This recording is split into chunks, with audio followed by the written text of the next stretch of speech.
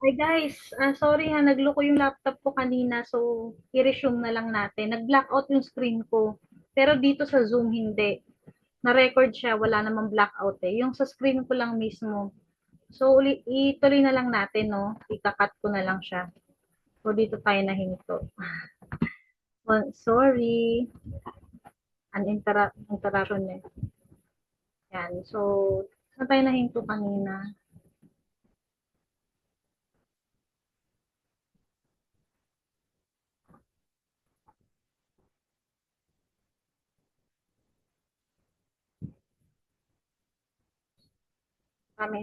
Ang enemy gumagawa talaga ng way para yan. Siya na po. Ayan, tuloy na lang natin. So, dito na ako nahinto. Yan, to. So, yun nga. Ano daw, parang nababother sila.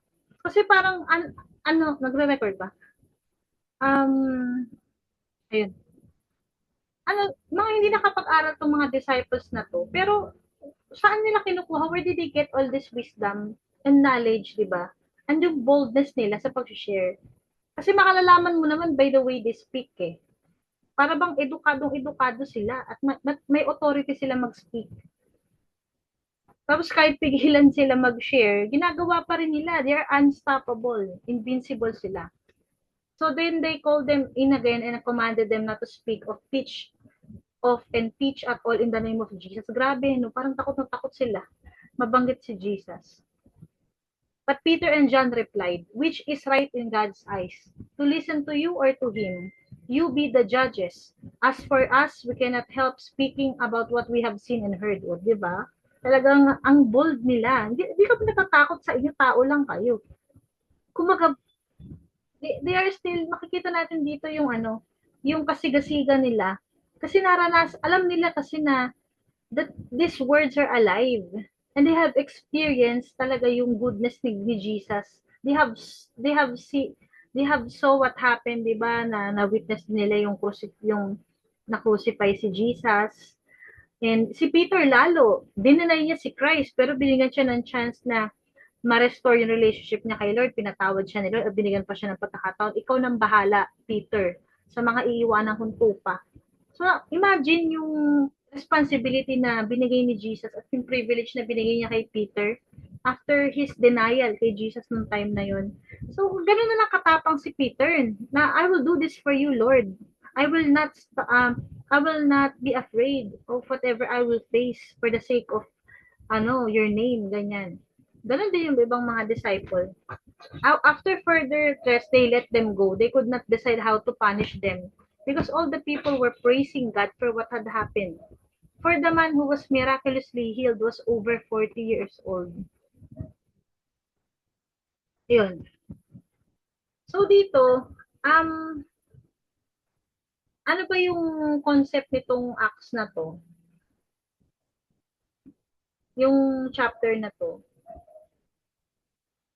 So parang nag-subject sa questioning itong inaresto tong si John at si Peter.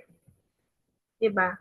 They were yung mga leaders niyan, yung mga naghahari-harian ng mga Sadducees, Pharisees, 'di ba? They were angered by their message in the healing of a layman.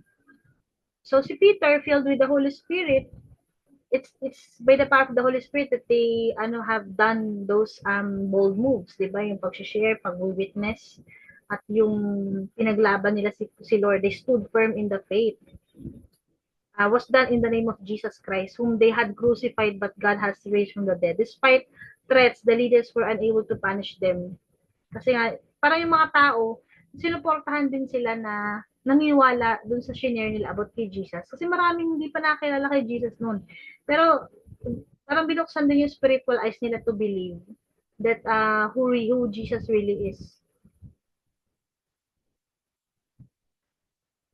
So the people who witnessed that miracle and heard the preaching were amazed and praised God. So inallow din ni Lord yung healing ng layman for them to see that Jesus is real, di ba? So ang moral lesson dito, para bang ano talagang pag na-experience mo si Lord sa buhay mo, it will motivate you to do these things for Him You will not be afraid to stand up for Him, to speak for Him. Kasi para bang, yes, it's true na people will persecute you because of your faith in the Lord, because of serving God. Pero it cannot compensate the joy, 'di ba? Kahit na mag-suffer ka in mag-suffer ka in behalf of mag-suffer ka for doing what is good, 'di ba? You know na it's for the glory, if it's for the glory of God, then be it, so be it, 'di ba? So ganyan. Para bang ang prayer ang natutunan ko dito, talagang yung na yun once you have really experienced God's grace in your life, goodness, faithfulness, forgiveness, lahat ng character ni Lord, you will do all what it takes to stand up and fight for your faith in Him. You will really not hesitate. You will not, di ba, you will not be ashamed to share Jesus. You will not be ashamed of the gospel. Yan ang ginawa ng mga disciple, no? Even to the point of suffering, of death. Pinlaging sila. Ang dami kayang nangyari sa mga yan. Actually, lahat sila namatay isa-isa and grabe yung mga deaths nila. Actually, si John lang yung hindi namatay Kasi siya, parang ni-rapture siya, di ba? Nagpakita sa kanya si Lord nung in-exile siya sa Patmos. Pero ang daming pinagdaanan ng mga yan. Si Peter, kinrucify din upside down si Peter. So, talagang, actually, it will really take a great faith to really stand up for Jesus. Especially when you truly love Him, diba? You will not hesitate to obey, you will not hesitate to fight for Him. Hindi ka matitinag. Kasi iba actually, they are proclaiming, Lord, nagtitiwala ako sa iyo, paglalaban ko yung pananampalataya ko sa iyo, mahal na mahal kita. Pero magkakasubukan yan kapag mga ganyang sitwasyon. Na, kunyari, paano kung mangyari sa atin yan na dahil sa relationship mo o dahil sa faith mo kay Lord, papatayin ka. Ang daming mga ngayon, like yung mga ISIS, ganyan, mga kailangan i-deny mo yung faith mo, kung hindi papatayin ka namin, ganyan. Yung mga antichrist, ganun. Maraming ganun, pero even to the point of death, kahit na i-dare sila na papatayin sila, hindi sila natatakot. Yung mga pinupugutan ng ulo nun, they they died they died for the faith they were martyred to death, 'di ba? Pero to the point, kahit na hanggang sa point of death, pinaglaban nila yung kanilang faith. So ito, prayer ko, so salamat sa Lord for the courage, 'di ba? So ang prayer ko is thank you Lord for the courage of Peter and John.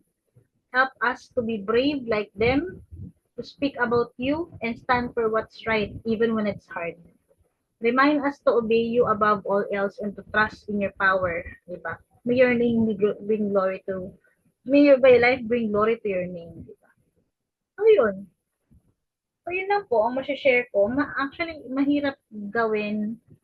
Mahirap na rin sabihin pero mahirap gawin. Pero it's all by the power of the Holy Spirit. Sa mga nangyari sa mundo ngayon, kung aware kayo sa bombing ng Israel, yung nangyari sa Israel ngayon, binobomba ng Iran. Nagpapaulan ng mga bomba doon. Nasa Bible yan. Yung mga nagbabagsakang eroplano. Nasasaad sa Matthew yan. These things are really going to happen. Si Jesus po nagsabi niyan.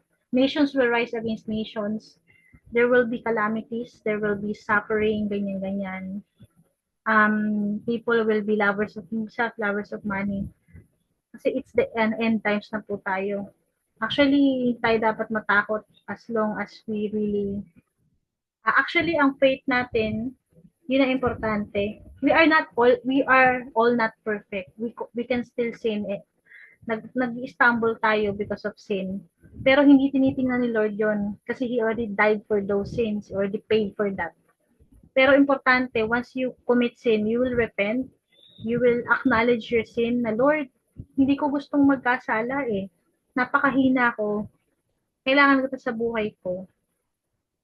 Na i-admit mo lang that you are desperate for him eh. Kasi hindi talaga natin kaya. Ako, bumabagsak pa rin ako eh. Dami kong kasalanan pa rin sa ibang response. Hindi naman yung malalaking kasalanan, pero yung response namin sa may time na nawawalan ka ng hindi all the time loving ako, hindi all the time mabait ako, hindi all the time patient ako. May mga times na nabuburyo din ako sa buhay ko kasi sitwasyon namin, alam naman, di ba? Pero the fact that you are still approaching God, you are still praying to Him and calling out to Him kahit nahihirapan ka, it's a proof that the Holy Spirit is at work in your life and He is really working in your life. Kasi kung di ka naman anak ng Diyos, wala ka nang di mo na mafe-feel yung presence niya. You will really cut yourself from Him. Pero dahil lumalapit ka pa rin, kahit hirap na hirap yung puso mo, Lord, hindi ko alam kung paano kita kakausapin. Kasi nag-struggle ako ngayon eh. Nahirapan ako, Lord. Ang dami kong kasalanang nagagawa. Ang gulo ng buhay ko. Ganon. Pero the fact that those are really honest prayers, yun yung pinapakinggan ni Lord. Lahat naman pinapakinggan ni Lord. Pero He wants that kind of prayer na you really express kung gaano ka ka-desperate, kung gaano ka ka-frustrated, kung gaano ka that you are in, you really want Him. 'Di ba na yung parang sinusurrender mo na yung sarili mo, you want to express how hard your life is, 'di ba, na parang gaano kahirap yung buhay and kailangan mo talaga yung rescue niya. Doon kikilos si Lord when you are at the point of giving up. And parang yung desperado ka na. 'Di ba? Kasi actually yung ang ganda ng sinabi ni Pastor Peter, yung shinare ko about kay Tony Talks. Sabi, ang dami nga nag-share eh. Pakita ko sa inyo ah. Actually, tapos na siya. So, stop share ko na. Yan. Ito oh.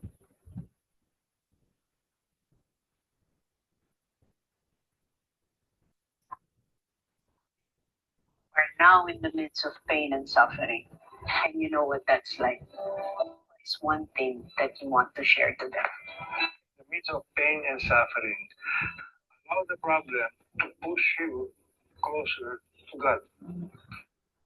You make that choice, not running away from God, but allowing the problem to push you closer to God, to become more dependent. Then and only then, you experience God's best. Humble yourself before God and say, Lord, I do not know why, but here I am. I surrender this to you. I thank you in advance for what you will do to this problem. Grabe. I will trust you. Alam nyo, grabe yung faith ni Pastor Peter, yung pastor namin. Kasi kaya ganyan, yung hindi ko ma-imagine kasi yung nangyari nung na-rape yung anak niya after nung nila magaling ng Bible study. Isipin nyo yun. Pero still, grabe, nang hawakan pa rin sila kay Lord. Hindi sila nag-give up. They didn't stop trusting Him. And they still they're still here, standing firm and in the faith and serving the Lord. Grabe. Nakaka-bless yung ganun. Nakakaiyak. And minsan, isipin mo, akala mo ikaw lang yung dumadaan sa sobrang hirap na situation. Pero marami pang mas mahirap yung pinagdadaanan. Huwag nating suluhin. Lahat naman tayo dumadaan sa pagsubok. Madali lang sabihin, pero may time na ako rin, may times na naliligwak din ako. Hindi ako laging ganito na strong na ako nagsasalita akong ganito, parang wala akong nagagawang pagkakamali o parang wala akong problema pinagdadaanan. Struggling din po ako, gaya ninyo. Pero kaya ko po sinishare kasi ang sinasabi ko lang dito, napakabuti ni Lord.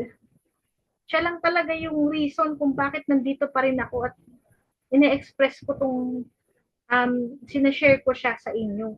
Sinashare ko yung mga kung paano ko siya nararanasan, yung ganito, nag-serve ako sa kanya by sharing how he spoke to me through his word para maka-encourage din ako. Kasi grabe yung ang Panginoon talagang pinagdaanan ko rin before, sobra. Siya lang talaga dahil ako ba't ako na-sustain. Ano yun, mag-aasawa na ako. I never thought that this will come into my life talaga. Kasi as a single mom, napakadami kong struggle talaga. Nahirapan din ako noon. Halos magpakamatay ako noon. Pero grabe yung depression ko. So, yun, pero all by His grace, strength, and power, kaya nandito pa rin po ako ngayon. All glory to Him. So, guys, hindi pa huli ang lahat. There's still hope in Jesus. Naantay ka lang na lumapit. Come to Him as you are. Ganito, broken, sinner, desperate, depressed, may anxiety. Hindi mo pala i-perfect yung, hindi mo kailangan maging malinis. Gusto nga nila lumapit ka as you are. Kasi hayaan mo siya ang mag-fix ng life mo. You cannot fix yourself. He is the only one who can really do that. He just want your life. You just want, in spite of, you can come to Him, you can come to Him, kahit, ano tawag ito? You can come to Him as you are, even in your messy life right now, you can still come to Him and siya mag-aayos ng buhay natin. So guys, ang masasabi ko lang sa inyo, never lose hope because there is always hope because we have a living God who loves us and who died for us and just want you to your heart. He just want you to come to Him and He wants to have a relationship with you. Jesus loves you, everyone. Good night.